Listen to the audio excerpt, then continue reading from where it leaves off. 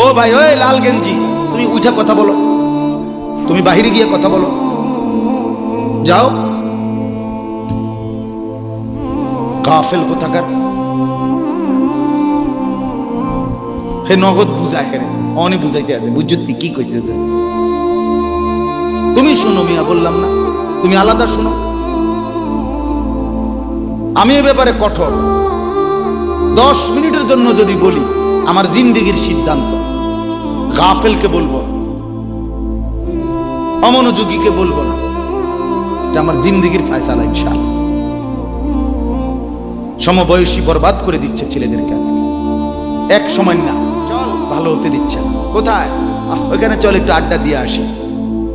শেষ 3টা বাজে বের হইছে, রাত 10টা বাজে ফিরছে, 7 ঘন্টা। সমবয়সী 7-8 জন ছেলে একসাথে ঘুরলা, অথচ তোমার লগের এই 6 জন বন্ধু একবারও বলল না যে আসরের নামাজ পড়তি না, মাগরিব পড়বা না, এশার নামাজ পড়বা না।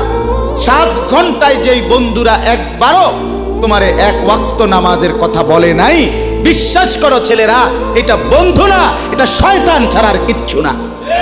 এটা ইবলিস বেটা, এটা শয়তান, এটা তোরে শেষ করে দিবে।